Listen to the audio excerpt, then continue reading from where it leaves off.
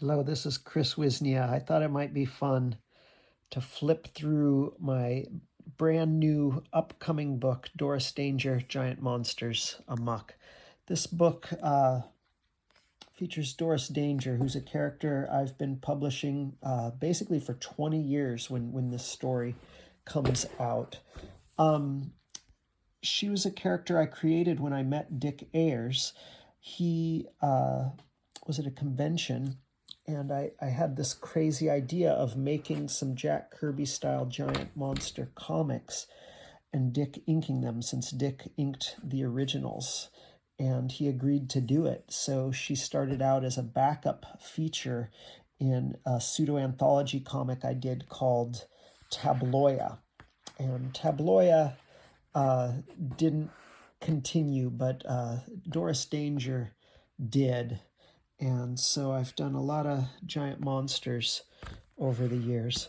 This book, it's a little bit bigger than regular comic sized.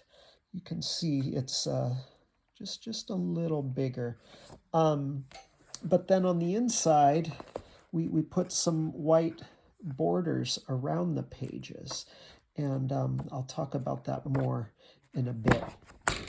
The conceit with Doris Danger, on the surface, she is a photojournalist who's convinced that she was abducted by a giant monster as a child.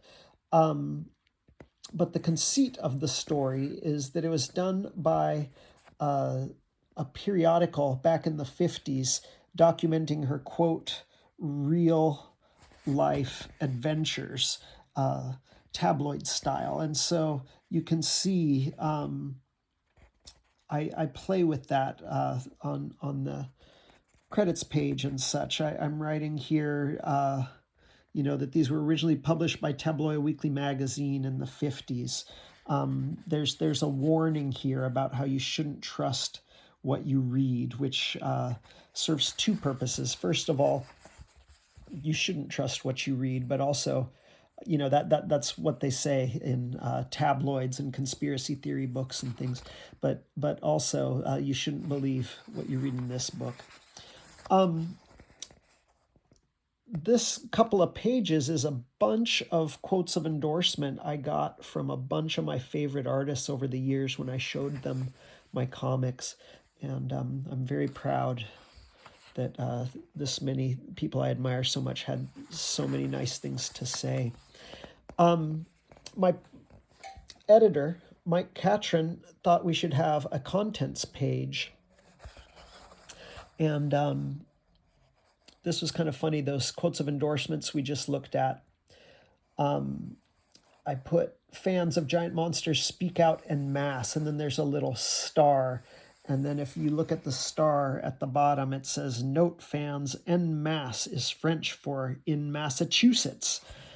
And then it's signed Rob, editor. And that's a running gag in this book. Rob Oder is the editor-in-chief of the fictitious Tabloia Weekly Magazine. So he pipes up all throughout this book.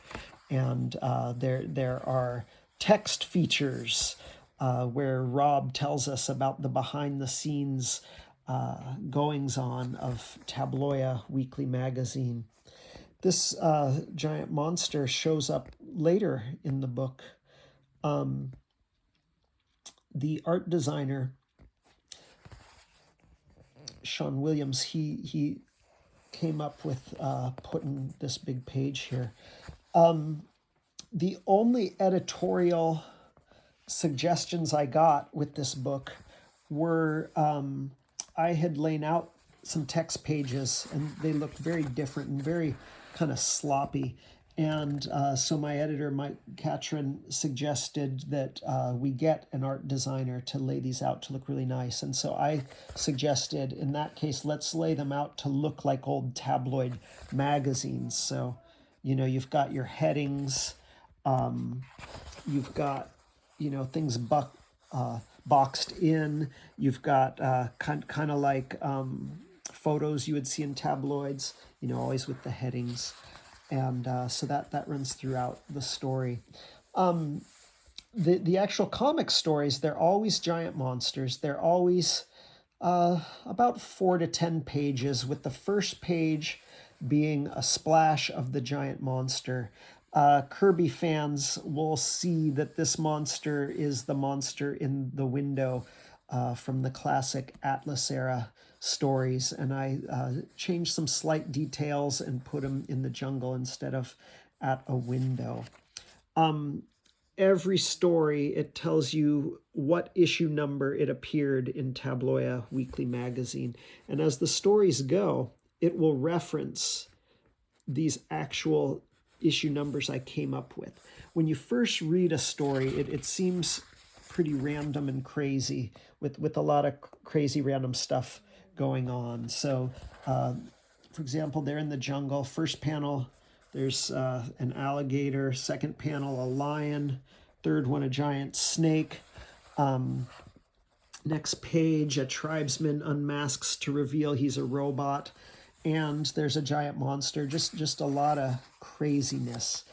The idea is that because this story has been running for decades, the publisher has all these old stories lying around somewhere, and they just grab a handful of them and reprint them in a volume like this. So that means there are lots of references to previous issues throughout. But if that issue is in this volume, you will see that whatever they're talking about is in that issue. It's very anal to go to that detail of absurdity, but it's in here.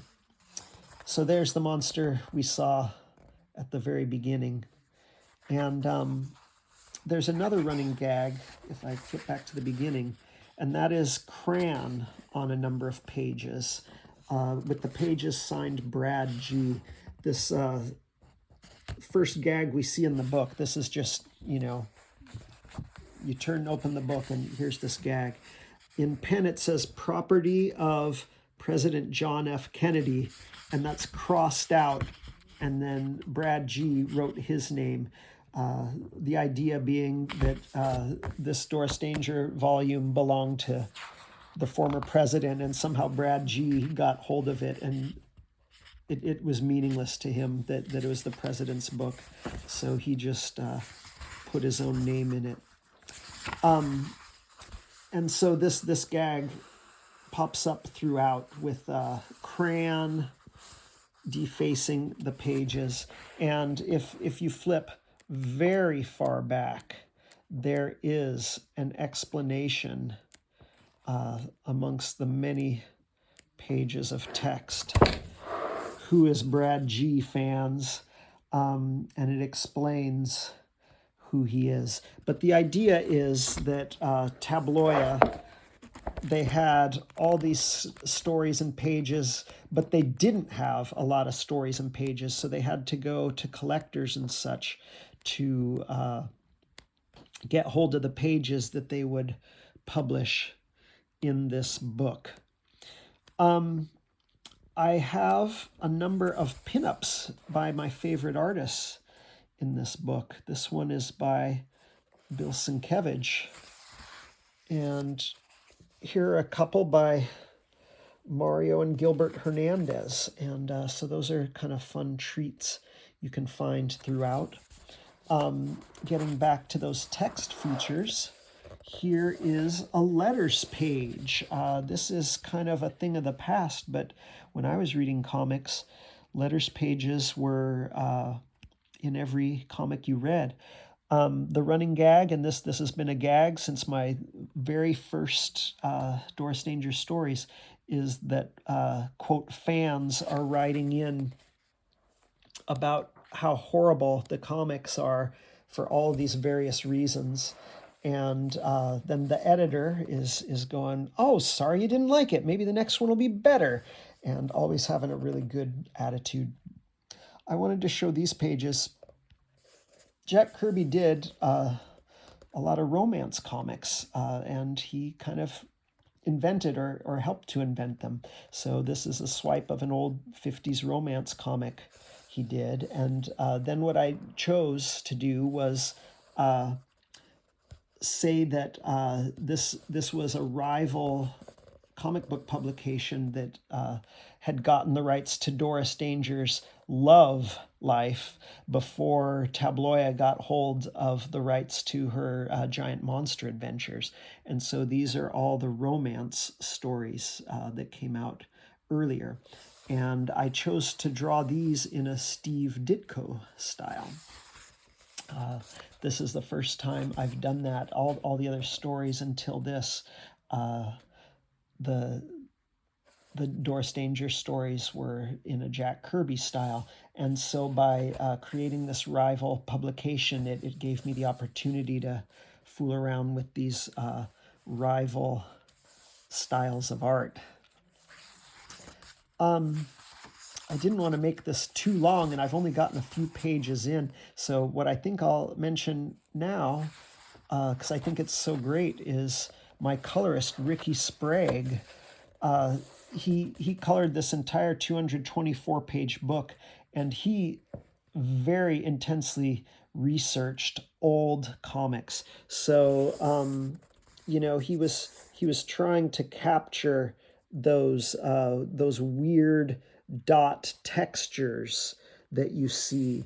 And back in the old days, comic coloring wasn't real accurate. So Ricky would purposely kind of make things not fit in the lines. Or he would accidentally color things wrong. He would make it look like Tabloia is such a cheap company. They didn't have enough time to be bothered really coloring details. So, you know, whole figures would just be all the same color. And then in addition to that, he played around with just making it look poor, poorly made or poorly handled, so that it looked really old. And a running gag that he had in this volume, he found that there were comics where whenever something was in the foreground, it was bright orange for some reason. So if you look at these pages, whoever's in the foreground, he would do bright orange. And so, again, just kind of odd running gags. So here's, you know, an all olive green uniform, including the white shirt underneath, including the hand, including the collar, shirt, and tie, just to suggest that this publisher can't be bothered with taking the time to do this, and it's suggesting that you know, these books had to be published, you know, the next morning, and the job wasn't done, so they better just get it out as fast as possible. So by putting a bunch of stories all back to back, all, you know, little 5-page stories, it suggests that this was just one feature in the tabloid magazine Tabloia, and that it was always going to end with a cliffhanger, and then the next day it would start by getting out of the cliffhanger. But since Tabloia can't find all the copies, here's Brad G again, then you might not see how they got out of the cliffhanger. Or, you know, they might be out of order. Chapters might be missing because they're too hard to find, or they've all been destroyed. And that makes for an interesting structure. And that's the structure I grew up with reading comics. You didn't have access to everything online. You just bought what was on sale at the supermarket that month. And then if your mom didn't take you back to the supermarket the next month, you wouldn't know what happened in the next issue. You'd never find that issue. It would be for sale that month only, and then you'd never see it again. and maybe a friend of yours bought an issue from a year ago and he'd loan it to you, and so you could read that one. But since it was a year ago, you don't know what's going on in that story.